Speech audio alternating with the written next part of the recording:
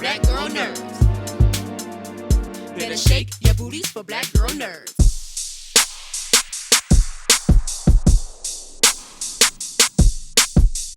Hello. Hi, how are you? Hi, you guys. It's good to be with you. Good to see you. I am Giandra from Black Girl Nerds. Thank you so much for your time today. This is more a Janine. I must ask. In episode 1, I think it's in episode 1, Yaani's character is carrying in some fruits and vegetables in a sack, I think. Are those Oprah's vegetables? Because we know Oprah likes to farm. Are those Oprah's vegetables? Yes, she FedExed them during the pandemic to us. No, but it is definitely homage to her loving to garden and farm. Yes. Oh, well, I like that touch. Well, this is such a fun show. I really leaned into it. I enjoyed the dynamic between the family. Relationships are tricky, and then add on to a layer of doing business with your family, which in itself is some serious Olympics to navigate. Isiah, beginning with you, there amidst all this, there's some really important messaging that your character is leading their family into generational wealth. He had a plan for this family to live well, to establish something about them. What are you most proud of with this character? Because I really don't want that to go overlooked in the midst of what else the family has happening. No, I'm very proud of that. We're able to show that. That's one of those things we don't do enough of, big or small, that we set up for that generational wealth. It's got to start somewhere, and Reggie does that, but not to say you got to have everything that Reggie has to show that, but that you have to start somewhere. You have to start thinking about that, because if you don't look at the things that could possibly happen down the line, if people take away that, I think that'll be fantastic, and it'll be great. It'll be a real teaching moment for this show. I think it's interesting too, because you see Reggie not only have this career as a surgeon, but he also owns this vineyard. So he's invested money, and Vanessa King, who was a journalist, their money together to do this vineyard. They also invest money in Black art. You see great works of Black art, which is something we should also do. That's another way to invest and have generational wealth. Mm-hmm. He invests in his children's education, and Vanessa King invests in their children's education. That's another way to continue generational wealth, because that's how your kids grow and get their own careers and continue to rise. So I think you see all these examples of how Black people can emerge and have a layered, complicated life, but a rich, fulfilling life if they just kind of back each other. Mm-hmm. Yeah, I love that. And that's why even amidst the other things that happened, that really stood out. You have this beautiful multi-layered family. They are of means. They're seem like balanced people, where they're not too highbrow, but they do appreciate finer things. And it's just a beautiful thing. And then we go underneath the layers and find out all the things that are brewing among them. Back to you, Isiah. When we meet your character in episode 1, Reginald, in episode 1, and he's navigating his children who are adults and want to stake their own claims within the family business. They're all currently working within the family business, and your character is looking at their individual strengths. August is a well-rounded character, and then you have your other son's character who's a financial person, then you have a young person who seems to be an innovator. Of those three, when you think of those three personalities yourself, what do you think is most important when carrying on a business? When you look at what those three characters, you personally, which would you choose? I know that's a little convoluted. Are you saying which child? Augustana? Yeah. We have the August character who's, you know, well-rounded, innovative type of thinker. You have the middle child who is our August is the middle child. You have Rance's character Dana, who's the oldest, and he's a financial kind of guy. And then Ashlee's character Christian has his own gifts, but he is in the third spot. And so maybe his ideas aren't taken as seriously. If you had to choose one of those characters to continue the business, which one would you choose and why? I would have to go with August and creating. Not to say that the other is not important, but you always want, you got to be careful not to settle. You've got to be thinking, you've got to be creating, you've got to sort of try to move the dial because, you know, the world changes, things change. So you've got to be ready for that. You do want to pay attention to, you know, the financials and things of that nature, but you do sort of have to have your finger on the pulse.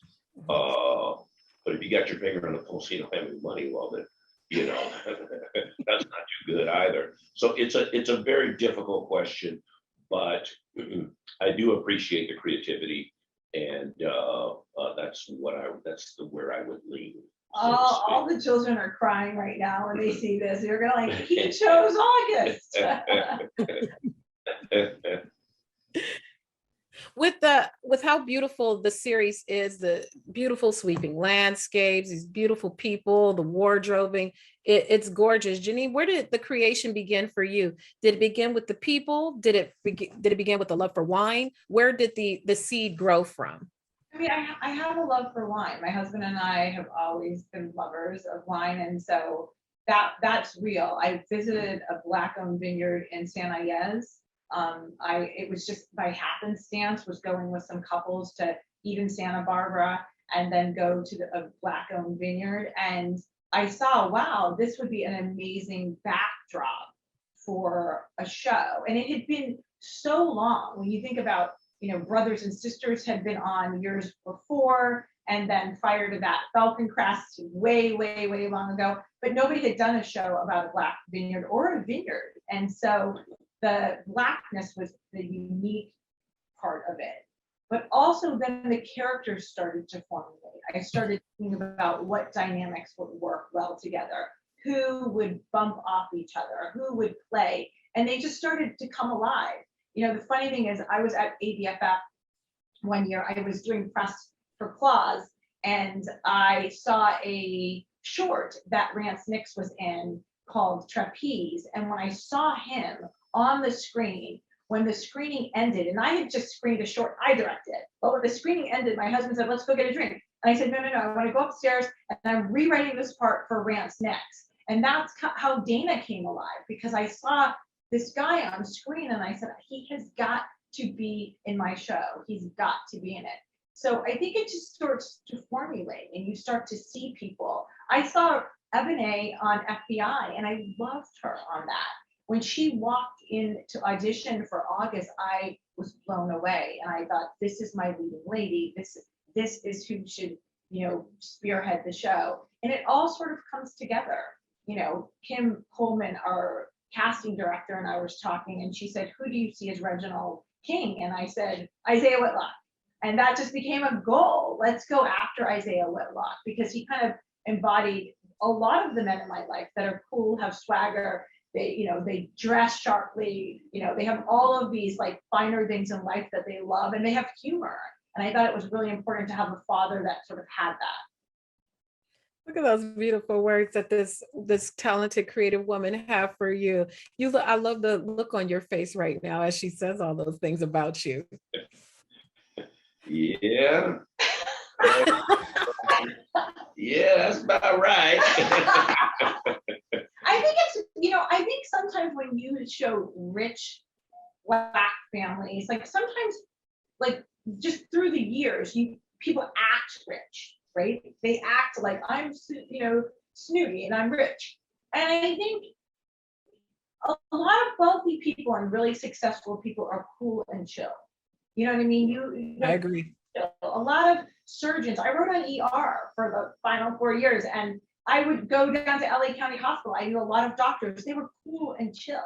And so I think he epitomizes that sort of cool chillness. And a lot of doctors and a lot of people that are making money and professional couples that are making money, like Vanessa, who, like I said, was a broadcast journalist, they're all thinking, what do I do with my money? Where do I invest it in? So to see them invested in a vineyard, I thought was very fresh and very cool. I could not agree more. Also, I think. well, I'm going to just add to that. I was going to say, I spent some time in Baltimore, and that's where the Johns Hopkins, I would meet a lot of doctors from Johns Hopkins, and they would always say, oh, you know, I'm a top heart surgeon, or I'm this. And it was the most unlikely person. Mm-hmm. You know, it was almost like I would always go back and Google their name or something, because it's like, I can't believe this guy does hearts. But it happened to be that it sort of said to me that there's a naturalness and a coolness and that's what it's about. It's not about all of this other glam that we have a tendency to put on people like that. For sure. This family definitely has that. I thank you for your time. This is a gorgeous cast. This story is so fun. I'm telling you, I was leaning out of my seat to the TV like that. I was dialed all the way in. Thank you for your time. Have a wonderful premiere, and I'm very excited for folks to see it along with you. We have a lot of fierce Black women, you know, Amen. a lot of fierce women at the heads of department, and you know, I'm just proud of all of them. They did a wonderful job, as did you. Beautiful vision. Thank you so much for your time. I appreciate it greatly. Thank you. Take care.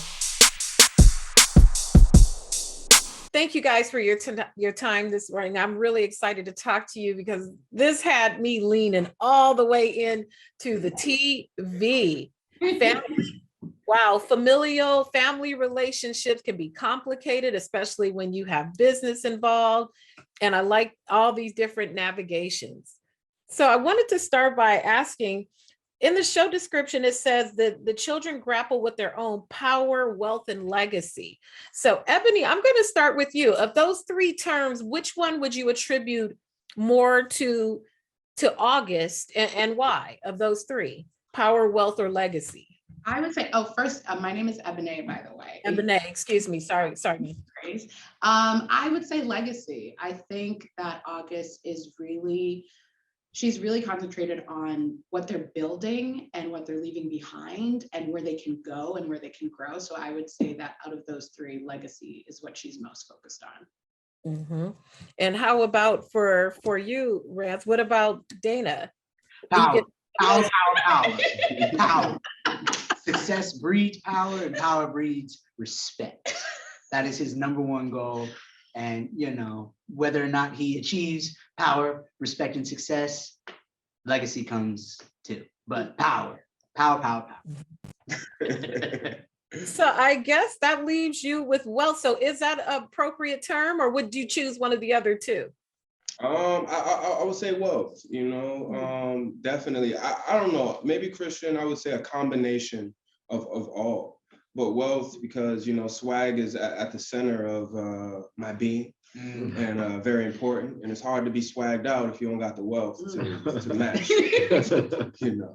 Okay. See, now we have to get you guys t-shirts. Each one has to say those, and you have to walk around and set with each other. Yeah. Ebonee, back to you. Although your character is not the oldest child, they seem to have a good grasp of all the family and what's happening, and what kind of a leadership type of energy around her. What do you think is about her that makes her a great leader within their family dynamic? Because everyone is intelligent, everyone has gifts in the family, but she has that sort of a different spark that sets her apart from her siblings. Yeah, well, I think it's a couple things. I think one thing, she's a daddy's girl. She's been looking up at her dad and studying his every move for a long time. And so I think she always wanted to sort of fill that position in the family. He's the natural leader of the family. And I think she's always trying to emulate that. She's also the middle child. So, you know, she doesn't have the luxury of being the baby. And I don't think that she has all of the baggage that comes with being the eldest.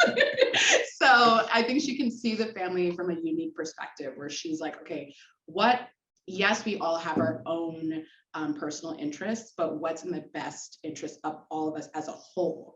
And that's why she has that leadership air about her and really tries to step into that position and do what she can with it, despite some hateration.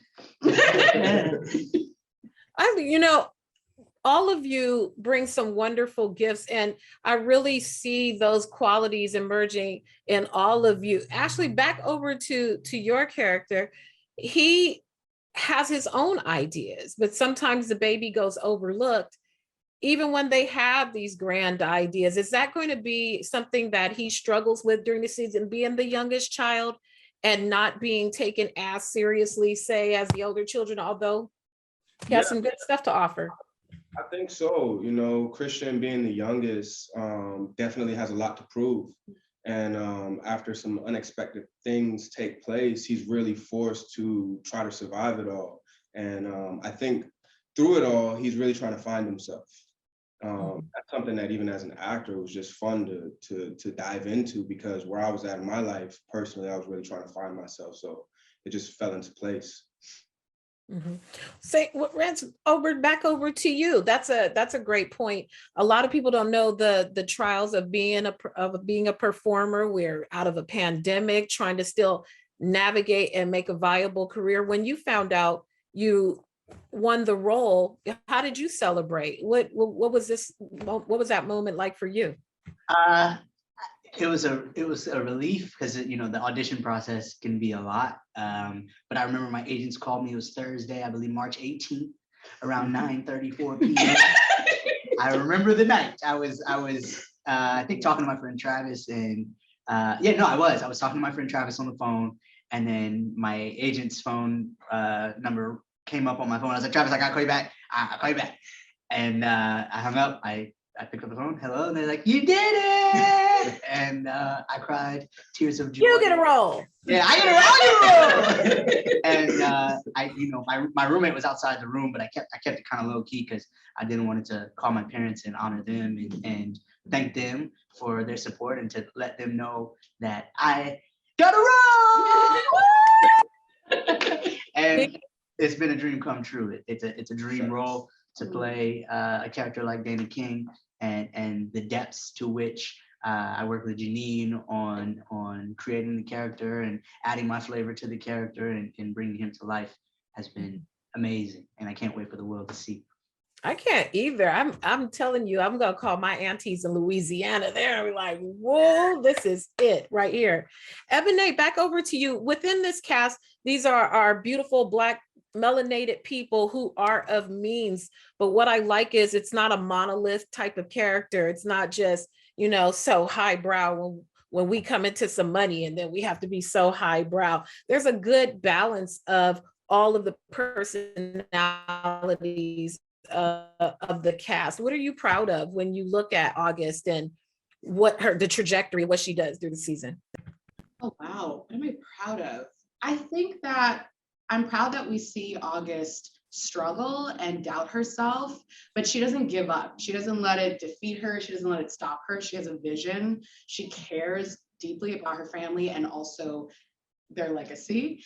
And she's not going to stop because of a bump in the road. And I think also she's not, like you were talking about, they're not so highbrow and stuffy and looking down on anyone. She's not going to discount her brother, either of her brothers, for any of their struggles or any of their flaws. Like, she's very much, let's do this all together and let's win at the end of the day. So I'm glad that I got to play someone who's she's not one note. She's very open. She deals with her own things, but she can overcome that and, turn out some magic at the end of the day. For sure. It's so beautifully shot. The vineyard, it's just gorgeous and gorgeous locale. Back to you, Ashlee. How much time did you spend out there? Did you go out there and connect with nature and check out the grapes? Do you feel like your wine knowledge has increased during this process? Oh, absolutely. We took a wine class during the beginning in our preparation. So I was really equipped going into it, but I feel like the environment really did lend a lot to the show and to the character. Like we shot in Niagara and it was beautiful, like right off of the lake.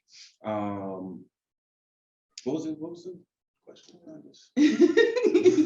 She has to be connected with the nature. Oh yes, yeah. I really connected with the nature, especially those days on the vineyard were some of my favorite parts. It really just grounds you in the world that we created. Mhm. And lastly, Rance, for you, representation definitely matters. And I'm glad we got to see a fully formed person on screen. Kudos to you for your portrayal and just for being. What are you proud of with this character? Because we get to see like I said, a full person, a fully formed with emotions and interest and all of those things. Totally. I'm so grateful for this opportunity. Again, Janine, she actually rewrote the character with me in mind. So she saw some work that I did many years ago at ABFF and saw the work, and she said, I want him to be Dana King. And she actually rewrote it for a person who has achondroplasia, which is the most common form of dwarfism.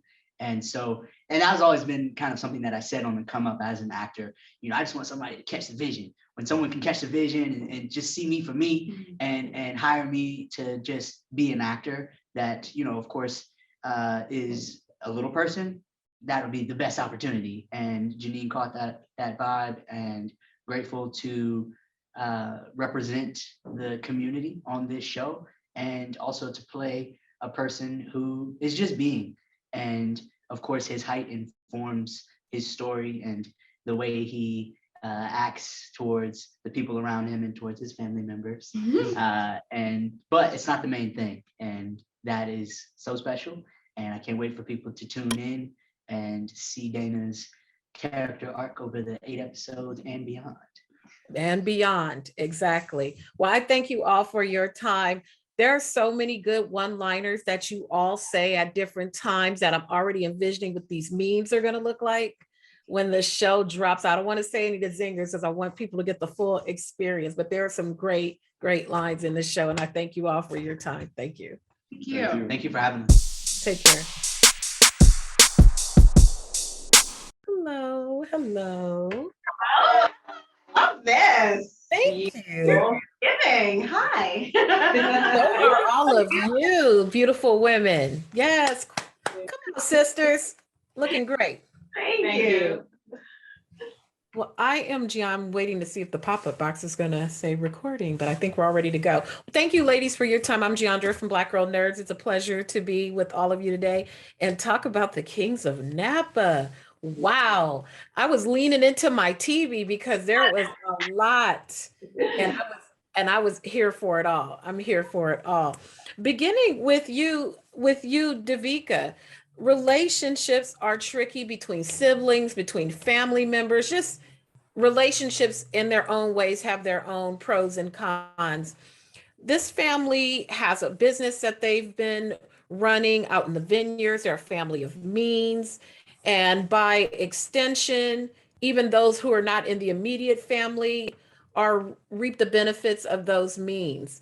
When you're not the core family that's bringing in the money, how does that affect how relationships are with the rest of the family? Because it can be a little tricky because your character's daughter works there and just navigating auxiliary relationships, I guess you could say. And my sister is rich. So I play Melanie Pierce, and I am Vanessa King's sister, and I am Bridgette Pierce's mother.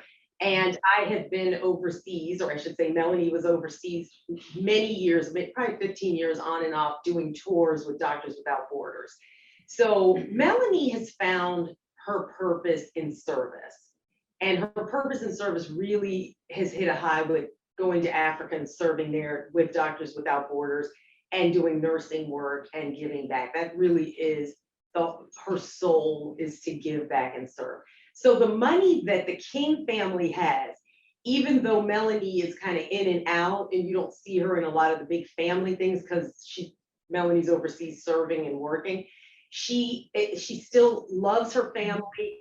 She still loves, Bridgette is the most important person to her. But her purpose is being a businesswoman, serving and doing her gift. The money for Melanie isn't the thing that makes her thrive. Money for her is a means to an end. So Melanie uses it for security, for things with her daughter and securing a future and giving back to the cause that she supports. But her bent isn't so much of the glitz and glamour, even though she can dress it up or she can dumb it down. So there's not like a jealousy thing about the money, because it might be other stuff, but it's not necessarily in that type of money, because that's not the thing that drives Melanie. But those are very strained relationships, and Melanie comes back to close a business situation, but also to redeem and restore relationships that have been broken, and a lot from the choices that Melanie made as a child that weren't necessarily that righteous. And people will definitely get to see what those choices are. And salute to Doctors Borders. I know someone who volunteered with that organization at part of their practice. So salute to them. I'm glad to see. So awesome. It's beautiful. And just even it mentioned it's very, very beautiful. Yeah. Over to you, Karen. Oh my. My. This beautiful woman who loves her family. She's matriarch of the family, keeping them all together. We find out how this family came to be in terms of, what she was doing in her past life before she became a wife and a mother and a businesswoman in her own right, until things begin to reveal themselves in the episodes. What would you say is Vanessa's greatest gift that she gives to her family? I know that her belief in education is extremely important. So definitely that. I think to just strive for Black excellence, but kindness, love. I just think that she, like all these children, I find the kids are extremely confident, which I absolutely love. And I think that she's instilled that into them, and to work for what you want in the world. But I love everyone's sense of self-confidence. That comes from her just saying, stand up, wear your crown, straighten your crown. Fight for what you want. Support the brand. Yes, our lifestyle brand is excellent. Like the world is yours, but you gotta work for it, School. I like that. Just still active parenting, even though all the children are adults and they have their own ambitions and lives, still instilling that wisdom on them. Sometimes we, put the kids out when they're grown, but they still need some wisdom. And it looks like she has a lot of it there. We got even more so than we're going to find out. And over to you, Yaani. Bridgette I love my cousins. I have close cousins, and we have a cousin relationship, and that bond is undeniable. But what do you think that she has figured out that allows her to have this close bond with the family that's different than, say, a sibling bond? How's the cousin bond different from the sibling bond between all the characters? Yeah, I think for Bridgette, she is an only child, and there's a whole slew of things that come with being an only child and not having your own direct siblings, that kind of keeps her in her own world and keeps a lot of the way she views the world is very personal and single-minded, because, my mother was away a lot, and, it's very much about, being self-sufficient. So having these cousins that I'm really close to, that, a lot of my life I grew up around, is beautiful and nice, but there is definitely a protection, so that whenever they have their sibling nonsense, Bridgette knows to stay out of it, because it's not really, she gets to kind of cherry pick what it is that she wants to be involved in, and because she can, because she's a cousin. And so there isn't this, I'm not in line for anything. I get to kind of witness and partake in the wonderful parts of the family. And then when I need to, I can dip and do my own thing and have my own space and not feel like I owe anyone anything. Now, good, bad, or indifferent, that is yet to be seen throughout the series. But for now, I think that's kind of how Bridgette plays it. Like, I'm here for the good times. I'm here to support the family. I love everyone. But that's your mess over there. You can walk away. All three of your characters are strong, outspoken, very, very interesting and layered people. But if you could switch, beginning with you, Karen, if you could switch with either of these two ladies into one of their roles, which would you switch with? Because everybody got some fabulous lines. I thought for a minute I would switch Bridgette. But then I'm sorry, I'm really caught off guard. This is a fantastic one. I love this That question. makes you really think. I think Bridgette, I mean, I love the artistry. She's passionate. She's a little wild child at times. She's younger. A few years younger. Yeah, I'm gonna go Bridgette. Okay, Devika, how about you? Who would you switch with of these two lovelies? Of these two, if I had to switch, I would probably be Vanessa, because I'd be my sister. Because I'd be able to, tell people what to do. I can be funny and cutting and at the same time lovely. I have a lovely house, great clothes. A husband that's a neurosurgeon, a solid family, and I live on a vineyard. That's not a bad life. But that would be, right. That would be the life I would probably want. I love my daughter. I don't necessarily want to do art and things.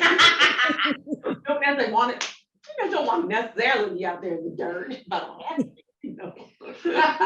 don't have You bring up a good point too about the clothing. I mean, just the wardrobing of this show is gorgeous. Everyone looks beautiful in the show. Yaani, if one of the pieces we're going to walk away from this set, we'll just limit it to episode 1. If something was going to walk away from the set and make it into your closet, what's something that you enjoyed during episode 1 that could have made it home with you?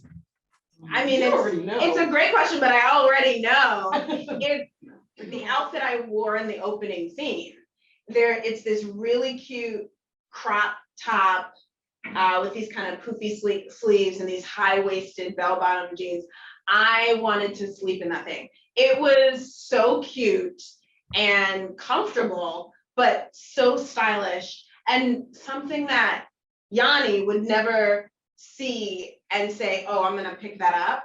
But shout out to Michelle Light, who did our wardrobe. She's a genius. She's a genius, and would bring in racks, and myself, I'm top heavy, and so when I shop, I think of a specific way of shopping that I'm like, that's never gonna work, that's never gonna work. And she had a rack of things that I was like, none of this is ever gonna work. And then I put it on and I'm like, what witchcraft is this? How do you know me better than I know? Seriously, it opened me up. So that was one of those outfits that I was like, I'm not wearing a crop top. It's not gonna work. These jeans, like none of it made sense. And then I put it on and I loved it. So from Bridgette's closet from episode 1, that is the outfit I would take. All of the outfits. See, I'm going to pay a little bit more attention to all of the episodes, because now I have to go recreate all those lessons. I know, me too. We got to recreate them all. Well, ladies, I'm very, very, very excited for people to see this series, since I'm already imagining just the memes, the one-liners, the quotes that people will pull from the show, and all your performances are so fun and so entertaining. And I thank you for your time. Thank you so much. Thank you so much. Thank you, ladies. Merry Christmas. Merry Christmas and happy holidays and happy New Year. And make your black eyed peas and all that good stuff. Yes, and green. Thank you. Thank you. Bye.